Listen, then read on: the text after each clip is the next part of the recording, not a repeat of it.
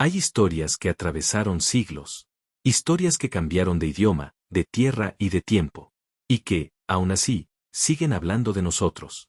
Hoy, en Clásicos en Cuento, te voy a contar una de las historias más oscuras y fascinantes de la literatura universal.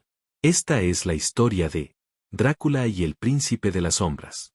Jonathan Harker era un joven abogado inglés, ordenado, correcto, práctico, un hombre acostumbrado a los papeles, a las firmas, y a las casas que se compran y se venden.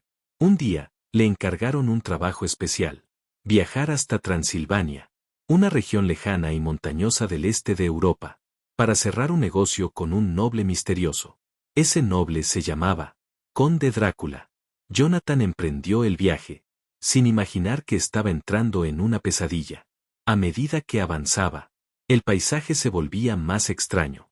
Bosques espesos, montañas oscuras, caminos desiertos, y aldeanos que, al escuchar el nombre de Drácula, hacían la señal de la cruz, y bajaban la mirada.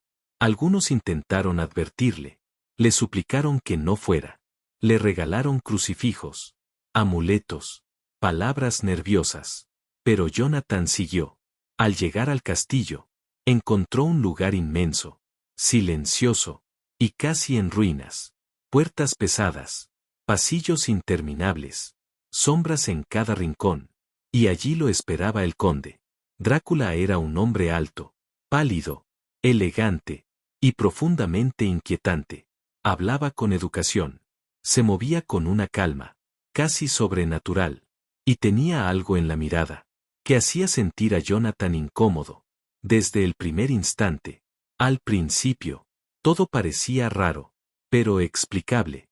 Después, dejó de parecer explicable.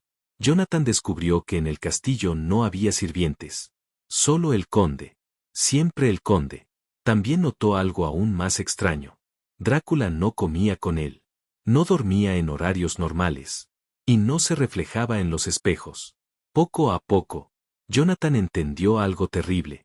No era un invitado, era un prisionero. Quiso escapar, pero el castillo era una trampa. Las puertas estaban cerradas, los caminos eran imposibles, y por las noches, el lugar parecía llenarse de presencias monstruosas. Mientras tanto, Drácula preparaba su verdadero plan. No quería quedarse en Transilvania. Había comprado una propiedad en Londres. Quería llevar su oscuridad al corazón de Inglaterra. Quería mezclarse entre la gente, cazar en una gran ciudad, expandir su poder. Jonathan logró escapar con vida, pero volvió destrozado, enfermo y confundido. Nadie entendía del todo lo que había visto. Parecía una locura. Sin embargo, en Londres empezaron a pasar cosas extrañas. Lucy Westenra, una joven alegre y querida por todos, comenzó a debilitarse sin explicación. Cada noche estaba peor. Perdía fuerzas. Se ponía cada vez más pálida. Y en su cuello aparecían dos pequeñas marcas. Sus amigos y su prometido no sabían qué hacer. Entonces apareció un hombre clave en la historia: el profesor Abraham Van Helsing. Van Helsing era médico, estudioso, racional, pero también conocía antiguas supersticiones, leyendas olvidadas, y secretos que la ciencia sola no podía explicar. Fue él quien entendió la verdad. Lucy no estaba enferma, estaba siendo atacada por un vampiro. Intentaron salvarla. La cuidaron día y noche. Usaron ajos, crucifijos, vigilancia constante, pero Drácula era paciente, astuto y poderoso. Y Lucy murió. O al menos, eso pareció, porque después de su entierro, empezaron a circular rumores. Una figura extraña rondaba de noche. Una mujer pálida, bella, fría y peligrosa. Lucy había regresado, convertida en una criatura de la oscuridad. Para liberarla, Van Helsing y los demás tuvieron que hacer algo espantoso, pero necesario: enfrentarla en su tumba y romper la maldición.